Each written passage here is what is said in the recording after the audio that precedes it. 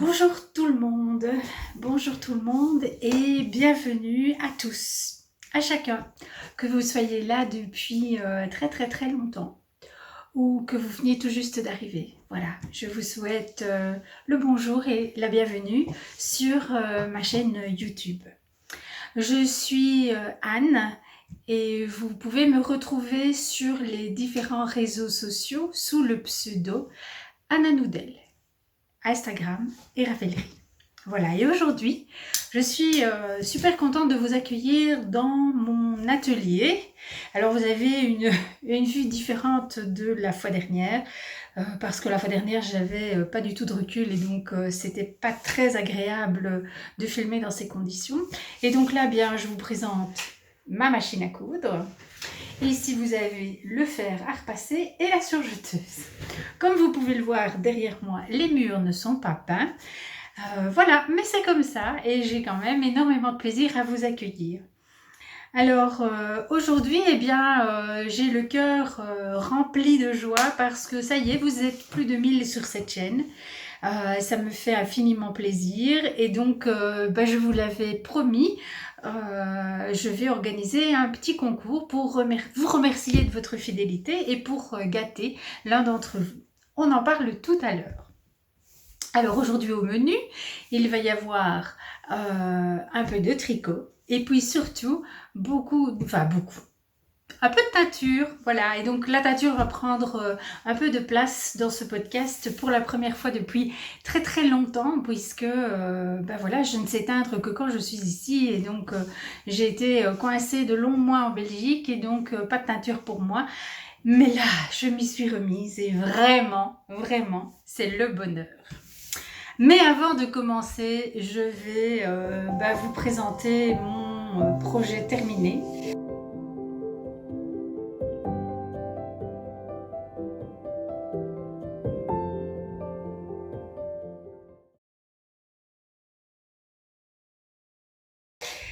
Il s'agit de mon soldotna que je porte.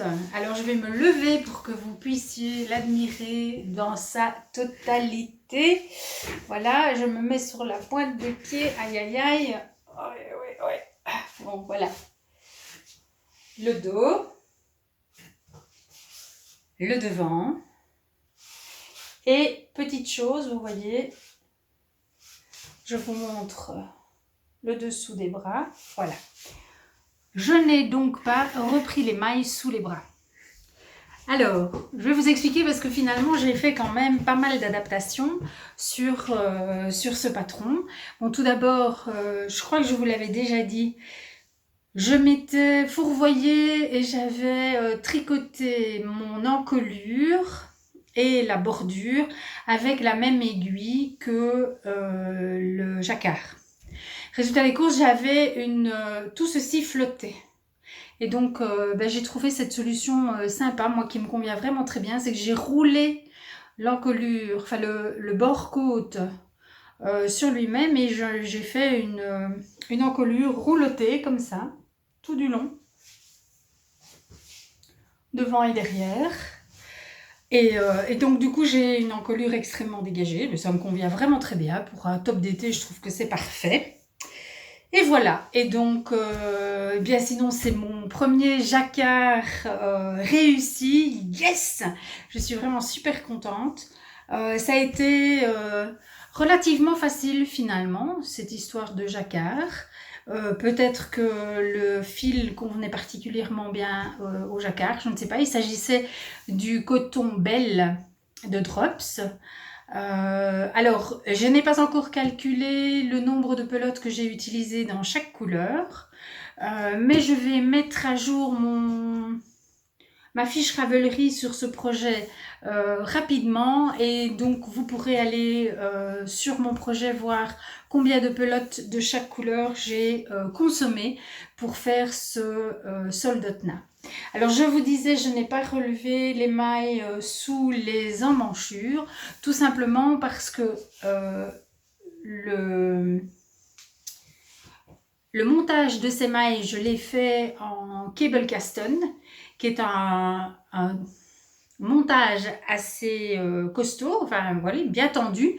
Et donc je savais qu'il n'y aurait pas de souci à ce niveau-là et que pour l'été, moi je trouvais que ça se mettait plutôt bien de finalement ne pas avoir de manches. Donc j'ai simplement ici fait quelques rangs de côtes pour terminer le dessin. Et vous le voyez, je l'ai fait en rouge pour que ça... Le bas, voilà. Le bas ici, je l'ai fait en bleu marine. Voilà, donc qu'est-ce que j'ai fait d'autre? Je pense que c'est tout ce que j'ai fait comme changement, à part au niveau couleur évidemment, où là je pense pas avoir respecté les consignes de couleur. Donc moi j'ai fait en fonction de ce qui me plaisait avec les couleurs que j'avais. Et donc voilà, par exemple ici je pense pas que ça soit du... J'aurais pas dû mettre du rouge, je pense que c'était du bleu marine, enfin bon voilà, mais peu importe, moi je le voulais comme ça et donc il me plaît énormément. Je suis ravie, je le porte aujourd'hui pour la première fois et je suis très heureuse de partager ce moment de joie tricotesque avec vous.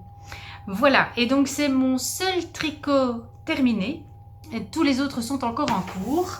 Et donc, je vais vous en parler tout de suite. Oui, et je réfléchis à l'ordre dans lequel je vais vous parler des choses pour que ça soit cohérent. Et puis derrière, on parlera teinture. Alors, autre gros projet sur mes aiguilles. Ah, mais non! J'ai un autre projet terminé, mais je ne peux pas vous le montrer encore. Je ne crois pas qu'il soit sorti. Ah oui, c'est juste. Vous vous souvenez, le petit châle Cray Cray Chocolate de Mélina, eh bien je l'ai terminé. Il devrait sortir dans les prochains jours, mais comme ça n'est pas encore fait, je ne vais pas vous en parler aujourd'hui.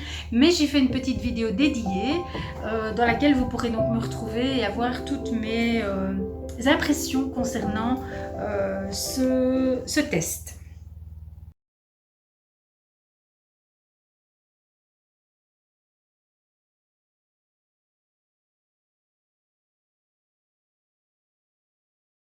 Alors sinon, vous savez, j'ai sur mes aiguilles aussi le top Pindo, je ne sais pas comment il faut dire. Voilà. Qui est en lin. Du lin Antigone de Derirum Natura, coloris violine. Voilà. Et donc, il a super bien poussé. Là, je vais commencer la... je vais y arriver. La bordure de dentelle dans le bas. Mais je vais aller chercher le patron pour vous montrer. Je reviens. Voilà. Voilà donc le Pindo. Et vous voyez ici dans le bas, vous avez de la dentelle ainsi qu'aux manches. Voilà. Et donc, dans le bas du corps, c'est 16 rangs. 16 rangs de dentelle. Et donc, voilà, je suis tout au bord. J'ai une mèche de cheveux qui s'est échappée. Je suis au moment de commencer cette bordure. Et donc, voilà, ce sont des manches... je ne sais pas comment on appelle ça. Mais vous voyez qui descendent sur le bras et la partie manche, elle, est toute en dentelle. Donc voilà, je suis arrivée là. J'espère très sincèrement le finir dans les 15 jours qui viennent. Donc j'espère que la prochaine fois que je reviendrai, j'aurai terminé le Pindo. Alors je voulais vous parler d'un petit accessoire que j'ai acheté. Voilà. C'est une sorte de chaussette à pelote, voilà, dans laquelle donc vous mettez votre pelote pour qu'elle ne se salisse pas, etc. Mais entre autres, ici dans le cas du lin, le lin c'est un fil qui est assez raide comme ça, au niveau de la pelote, hein, parce qu'après quand ça se tricote et qu'on le lave, on retrouve énormément de souplesse. Mais là, il y a quelque chose d'assez raide et donc les pelotes ont tendance à se défaire pas mal. Et honnêtement, regardez celle-ci, elle est déjà bien entamée et cette petite poche en fait empêche le fil et la pelote de se désagréger. Et personnellement, je suis assez contente de ce petit achat. Maintenant, c'est extrêmement facile à faire soi-même, hein, mais bon, pour celles qui sont intéressées, je l'ai acheté chez Lily comme tout. Voilà. Je voulais vous en parler parce que moi, je suis relativement contente de cet achat. Donc ça, c'est mon premier encours qui est déjà vieil en cours et j'espère bientôt l'achever. Mon deuxième encours est une paire de chaussettes, pas pour moi, c'est une paire de chaussettes cadeau. Elle en est à son tout début. Voilà, donc voilà, j'ai fait la pointe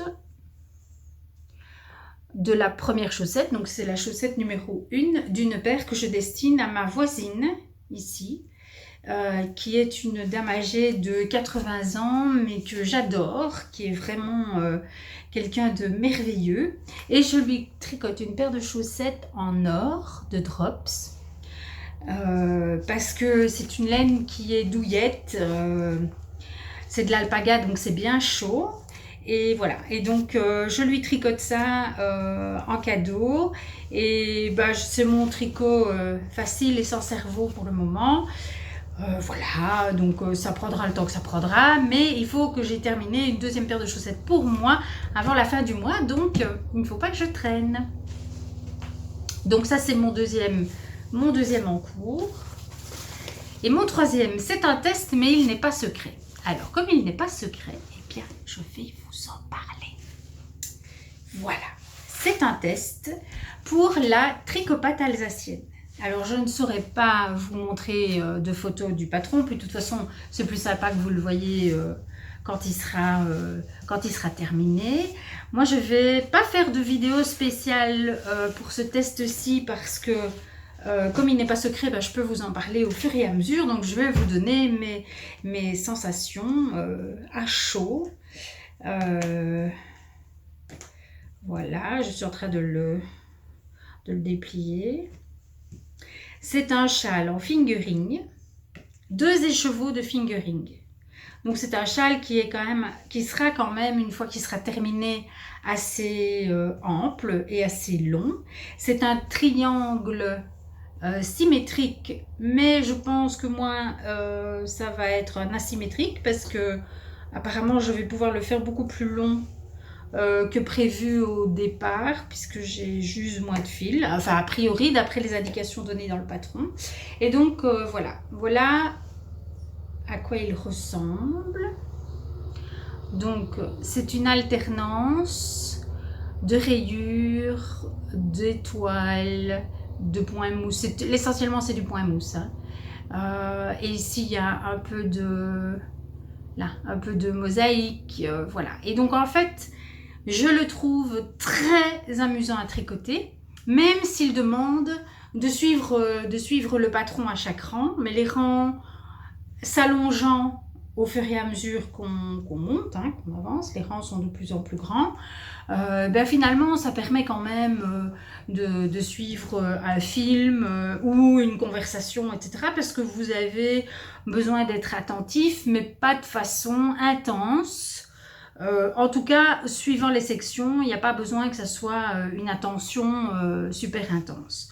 Personnellement, je compte les mailles à chaque rang, enfin tous les 2 rangs, un rang sur 2, au rang retour, parce que c'est un test et que j'estime que ça fait partie de ma responsabilité de testeuse que de vérifier que toutes les indications sont correctes et surtout être sûre rang par rang que je ne suis pas en train de me tromper. Donc voilà, parce que je n'aime pas, quand je fais un test, j'ai besoin d'être sûre que je suis bien en train de suivre le patron et pas que j'ai fait une erreur et que je bidouille X rangs plus tard pour rattraper mon erreur. Voilà. Enfin bon, mais ça, c'est le travail du test quand on achète le patron et qu'on le tricote. Pour soi, évidemment, c'est pas la même chose. Enfin voilà, personnellement, je le trouve très amusant. Avec mon soldotna derrière, c'est atroce. Voilà, donc je vais essayer de cacher le plus possible le soldotna pour vous montrer ceci. Je m'amuse vraiment. Voilà, c'est vraiment un tricot plaisir et je sais qu'il sortira en septembre. Et donc vraiment, si vous avez envie de vous faire plaisir en tricotant un châle et que vous aimez les châles en fingering, eh bien je vous recommande déjà d'acheter ce patron qui s'appelle Pluie d'étoiles, qui est un patron de la tricopate alsacienne, je ne sais pas si je vous l'ai dit. Voilà, et Cindy est très réactive au niveau du test. Je trouve les échanges sont très agréables. Voilà, c'est une belle expérience de test. Alors mes fils maintenant, et c'est en vous parlant de mes fils que je vais aborder la teinture. Donc,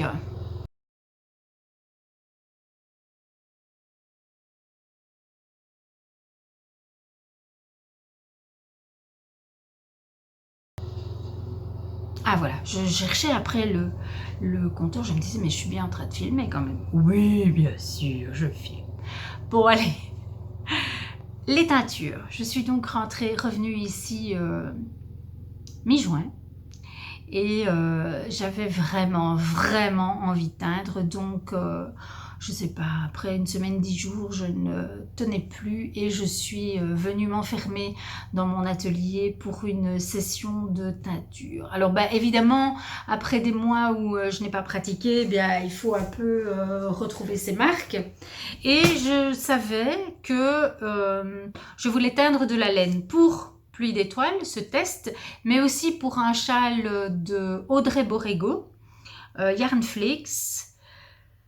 Comment s'appelle-t-il? Myrène, je pense que c'est le nom du châle. Je pense vous en avoir déjà parlé. En tout cas, c'est ce que j'ai vraiment prévu de tricoter. J'ai prévu de le tricoter dès que j'aurai fini Pluie d'étoiles, ou dans le courant du mois d'août. Et donc, comment les choses ont-elles cheminé dans mon esprit? J'avais très envie, donc Myrène, c'est aussi 2 écheveaux de fingering dans 2 couleurs. Bah, c'est bien qu'elles soient un peu contrastantes quand même. Et donc j'avais très envie celui-là de le faire en caramel et rose pâle.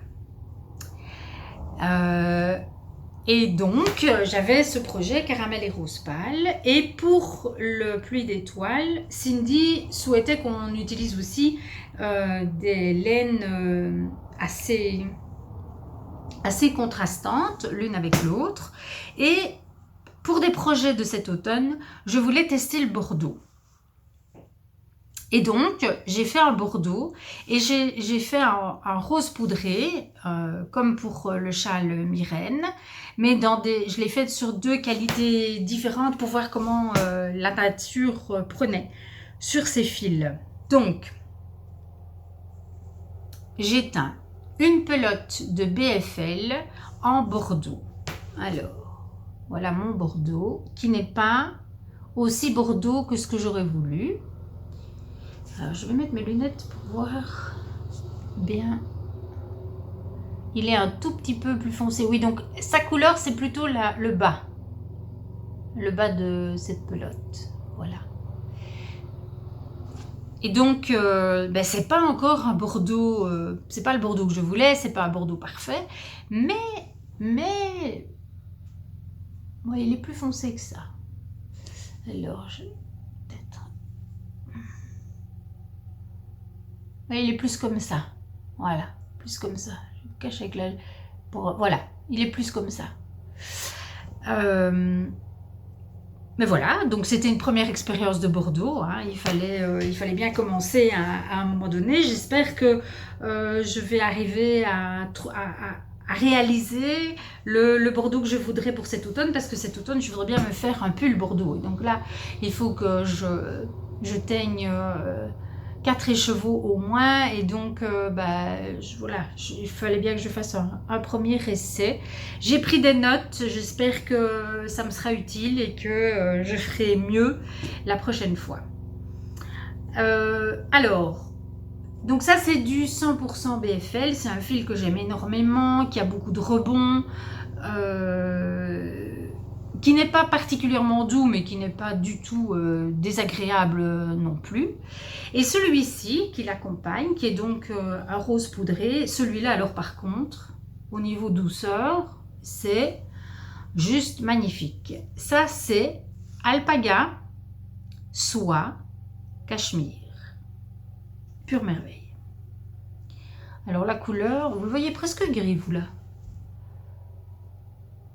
Là, vous le voyez presque écru. D'accord, comme ça. Est-ce que vous voyez que c'est légèrement rose ou pas?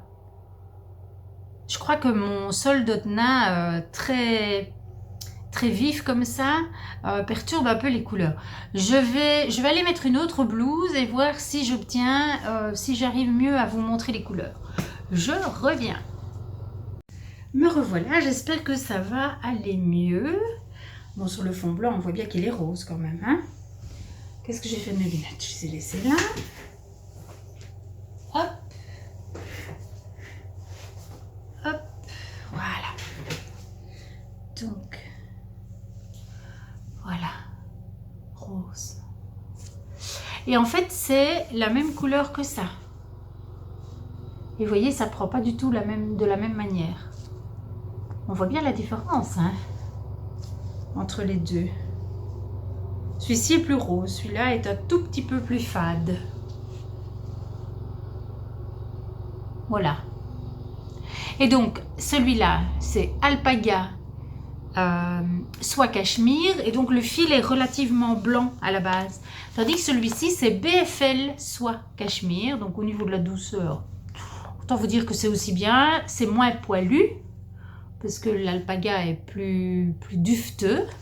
Mais le fil est plus écru à la base, alors je suppose que c'est ça qui joue, parce que vous voyez, quand même une sacrée différence de prise de couleur, quoi. Voilà. Donc, je vous remonte le bordeaux. Voilà, donc ce sont ces deux-là que j'ai associés pour faire celui-ci. Et donc là, je vais pouvoir vous le montrer, ça va être beaucoup moins laid que tout à l'heure. Regardez un petit peu, parce que tout à l'heure, c'était carrément moche. Mais ici, sur mon blanc, ça passe très bien. Donc, voilà. Et donc, voilà mes couleurs. Et j'ai travaillé, bien sûr, avec les colorants Greener Shade, que j'aime vraiment beaucoup, que je trouve relativement facile à manipuler, à utiliser. Donc, moi, je les achète chez Lily Neige. Et je suis vraiment super contente de ces colorants. Une de mes amies me demandait, en voyant l'alternance de mes couleurs, si je n'avais pas peur que l'une déteigne sur l'autre, enfin que le bordeaux ne vienne abîmer le rose. Non, je n'ai pas peur. Maintenant, peut-être que je vais déchanter, mais a priori, je n'ai pas peur parce que mes couleurs sont bien fixées.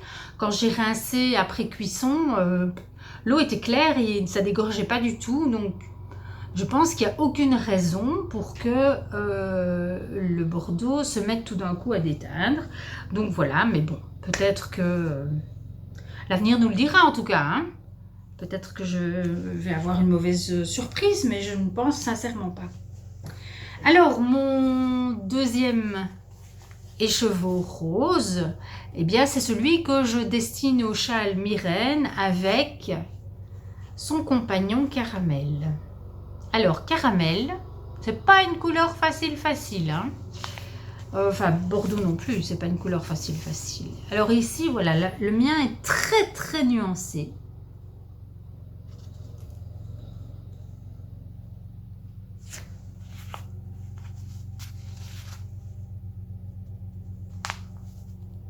Voilà.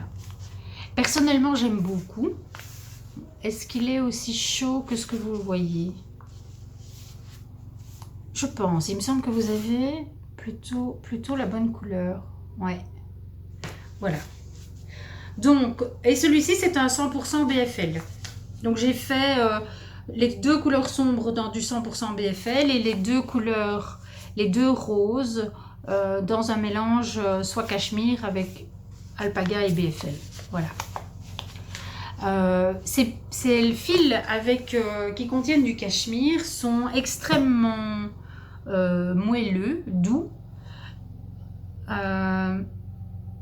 J'hésite à m'en faire un pull.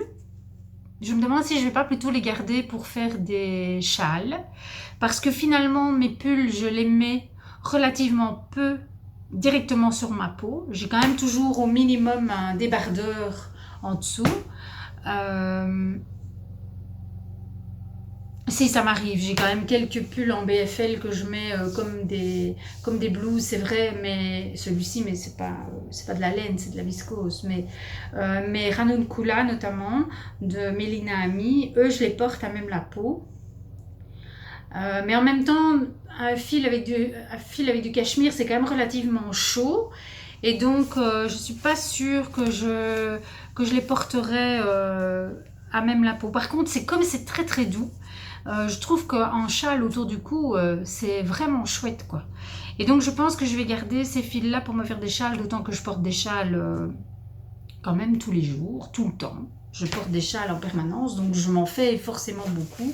Voilà. Donc, ça, ce sera pour faire le châle Myrène. Me plaisent vraiment beaucoup. Hein. Ça, c'est un combo que j'aime vraiment bien. Voilà, bah vous me direz ce que vous en pensez.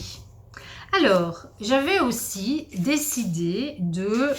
donc, ceux qui me suivent depuis le début ou depuis un long moment savent que j'ai déjà teint du mohair de Drops, de la Kid Silk de Drops. J'ai fait ça à l'automne dernier, notamment pour mon pull rosa. Que j'avais teint, voilà, j'avais teint du fil pour faire ce pull. J'avais teint de la fingering, je ne me souviens plus quelle qualité, et un fil de Kid Silk. Parce que je n'avais pas encore acheté de mohair en gros à ce moment-là. Donc j'avais commandé des pelotes de Kid Silk. J'avais fait une teinture, si vous vous souvenez, une teinture à l'eucalyptus, teinture naturelle à l'eucalyptus de mon jardin. Et je n'avais pas été super contente du résultat que je trouvais trop terne. Et donc je l'avais reteint par-dessus avec du Greener Shade. Et j'avais finalement obtenu une couleur adorable, magnifique, que j'ai vraiment beaucoup aimée. Que j'avais appelée compote de rhubarbe parce que c'était vraiment la couleur de la compote de rhubarbe. Donc j'avais déjà teint de la Kid Silk de Drops et j'ai commandé d'autres qualités de Drops en écru pour faire des essais de teinture en me disant que ben voilà, à l'occasion ça peut être une solution de teindre de la Drops. Et donc j'avais acheté de la Puna. Alors la Puna, c'est de l'alpaga, mais je ne sais plus dans quelle proportion. Je regarde si je sais lire l'information ici. Tam tam tam, Made in Pérou. Ben, c'est peut-être bien 100% alpaga. Ah oui, oui, c'est ça, 100% alpaga. Et donc c'était une pelote d'écru. Et voilà, moi je lui ai mis plein de speckles. Orange et violet. Donc en fait, j'avais envie de travailler les speckles. Je me suis acheté de quoi saupoudrer. Et donc j'ai fait un essai sur cette petite pelote. J'étais pas encore satisfaite parce que je voulais plus avoir des toutes petites taches. Et là, c'était quand même encore trop diffus. Donc j'ai changé de technique, malheureusement je ne peux pas vous montrer le résultat parce que j'ai teint 2 écheveaux, mais ils sont à offrir à une de mes amies qui regarde mon podcast et donc je ne peux pas vous les montrer maintenant. J'ai fait des photos et je vous mettrai des photos quand on se reverra après son anniversaire qui a lieu dans quelques semaines. Donc j'espère la prochaine fois ou la suivante, je vous montrerai. Mais sachez que j'ai réussi à faire ce que je voulais. Et donc je suis très contente, même si ici voilà, c'est pas le résultat que je souhaitais obtenir. Voilà, c'est une laine d'épaisseur DK. Je me dis bon, j'en ferai sûrement quelque chose à un moment ou à un autre. Il n'y a pas beaucoup de métrage, hein, c'est une seule pelote, donc il y a 110 mètres. Peut-être un petit bonnet ou peut-être dans un châle, qui sait. Enfin voilà. Je voulais vous la montrer parce que je me suis amusée, quoi. je me suis amusée. Alors sinon, j'avais aussi commandé deux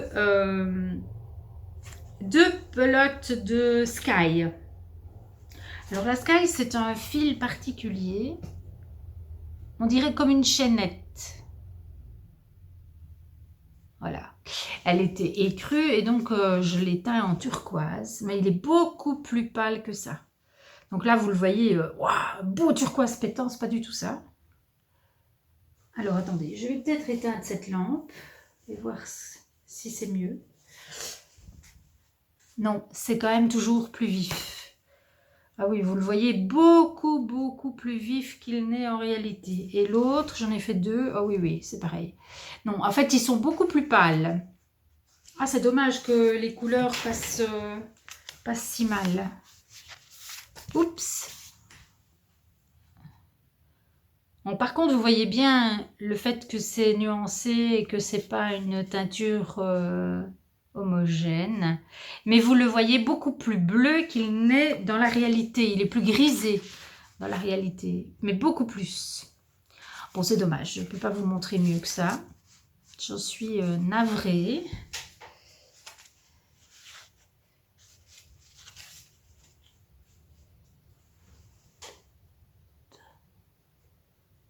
Oui, voilà. Là, le fil, vous avez mieux la couleur. Voilà. C'est un turquoise un peu grisé. Je ne sais pas non plus ce que je vais en faire.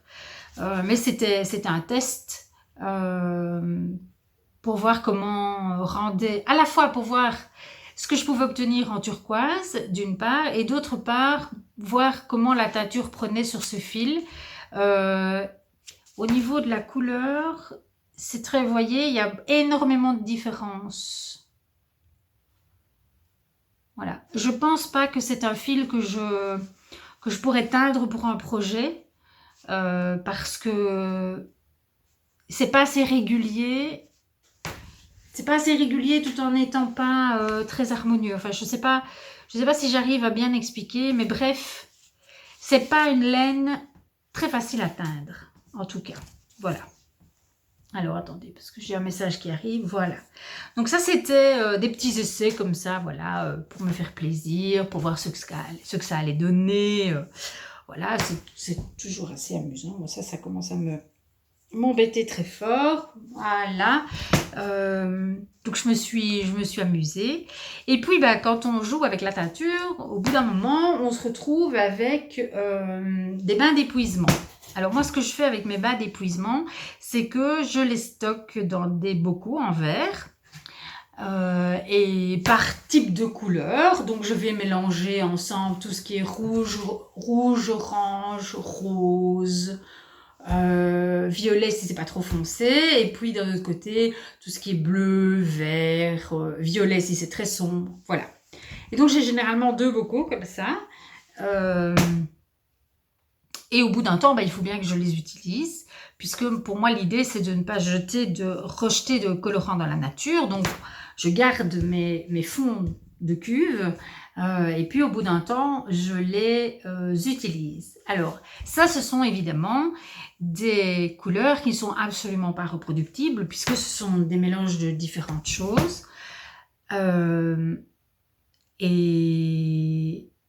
Et ça donne parfois de très jolies choses. Alors, c'est ici que j'en viens à parler du petit concours que je vous propose d'organiser pour fêter les 1000 abonnés sur cette chaîne. Et donc, j'ai teint 2 écheveaux dans mes bains d'épuisement. Et j'ai teint cette fois-ci un fil qui est Merino, Nylon et Stellina. Donc, c'est un fil à chaussettes. Avec des petites paillettes de Stellina dedans. Il peut évidemment à la fois être tricoté comme chaussette si on le souhaite, mais si vous n'êtes pas tricoteur de chaussettes, vous pouvez aussi l'intégrer dans un châle. Voilà, c'est un fil qui est très retordu. Moi, je le trouve particulièrement joli. Et j'ai fait 2 écheveaux et je vous propose d'en gagner un à choisir. Alors, il y a celui-ci. Je vais vous le montrer de très près. Alors, évidemment, il est plus pâle que ce que vous voyez à l'écran. Mais beaucoup plus pâle. Voilà, c'est plus comme ceci. Plus que ce... Voilà, et encore en un peu moins saturé que ça. Hein. Voilà. Et ce que je voulais vous montrer, c'était voir si vous alliez voir les petits brillants. Oui, voilà, je crois qu'on les voit. Voilà, donc il y en a un qui est un turquoise très clair, plus clair que ça. Oui, avec des nuances de gris à certains endroits. Voilà. Et il y en a un autre qui est plutôt lilas. Voilà. Et même chose avec des petites paillettes. Il est plus vieux rose que ce que vous voyez. Donc voilà. Alors, 1, 2, voilà. Et je propose que vous choisissiez celui que vous souhaitez gagner. Comme ça, vous avez le choix. Je vous impose pas la couleur. Je les aime autant l'un que l'autre. Je suis vraiment très amoureuse de ces deux écheveaux. C'est toujours un immense plaisir de voir la couleur se dessiner quand on fait un bain d'épuisement parce qu'on n'est jamais sûr de ce qu'on va avoir.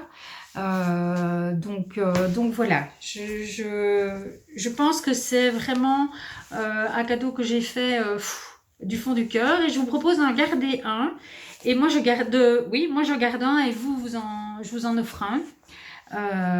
Et si la personne qui gagne souhaite, mais sans aucune obligation, souhaite en tricoter, en faire des chaussettes, eh bien je propose qu'on tricote ces chaussettes ensemble, en cale. Je laisse la personne choisir le patron, voilà. Et si la personne ne sait pas quel patron choisir, voilà, peu importe, mais je propose qu'on tricote, elle et moi, ces écheveaux en tandem. Si la personne choisit de faire des chaussettes, parce que si vous choisissez de garder les chevaux pour en faire autre chose, vous êtes tout à fait libre.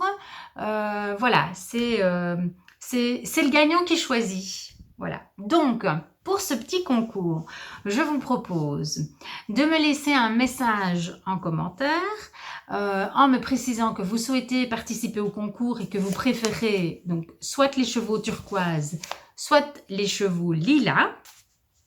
Donc ça, c'est important que vous me le disiez dans votre commentaire. Comme ça, au moment où je vais faire le tirage au sort, je saurai lequel des deux écheveaux est gagné. Donc, vous me précisez cela. Et en plus, ce qui me ferait plaisir, c'est que vous me disiez en commentaire d'où vous venez, enfin, où vous habitez. Alors, vous n'avez pas besoin de me donner votre adresse, bien sûr. On est bien d'accord là-dessus. Ne me donnez pas votre adresse, mais vous pouvez me dire la région dans laquelle vous habitez. Voilà, parce que ça, ce sera sympa pour moi de découvrir d'où vous venez, enfin, quelles sont les différentes parties du monde qui sont présentes sur ce podcast. Donc, voilà. Merino Nylon Stellina en bain d'épuisement à choisir. La couleur que vous souhaitez adopter si vous êtes tiré au sort. Voilà. Alors, pardon. Nous sommes aujourd'hui, je pense que c'est le 10 juillet, non le 11. Nous sommes aujourd'hui le 11 juillet et je vous propose de jouer jusqu'au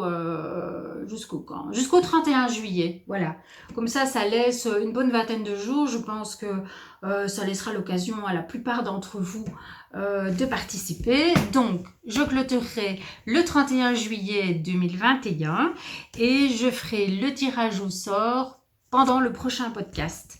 Voilà, c'était tout ce que je voulais vous dire. Donc, mon seul projet supplémentaire, c'est le châle Mérène de Yarnflakes. Mais je ne sais pas si je l'aurai commencé la prochaine fois qu'on se reverra parce que quand je suis ici dans le sud, non seulement je tricote, mais je fais de la teinture et puis aussi je fais de la couture et puis surtout j'ai un immense jardin dont il faut que je m'occupe. Donc je tricote beaucoup moins que quand je suis en Belgique. Donc voilà. Mais je reviendrai, j'espère tout début août, ça serait vraiment bien si je pouvais revenir tout début août, et puis vous aurez la surprise, vous verrez ce que j'aurai terminé et ce qui sera toujours en cours sur mes aiguilles.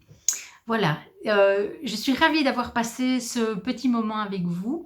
J'espère que vous allez tous bien.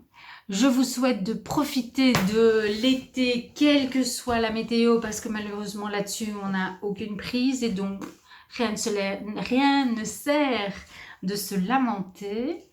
Ouais, c'est quand même plus sympa comme ça. Rien ne sert de se lamenter, c'est mieux de prendre les choses comme elles viennent. Donc, profitez de l'été. Si vous avez des vacances, eh bien, je vous les souhaite excellentes. Tricotez bien, amusez-vous surtout, et puis n'hésitez pas à participer à ce concours et à me mettre un commentaire sous la vidéo. Voilà, je vous embrasse et je vous souhaite de belles semaines. À bientôt, ciao ciao.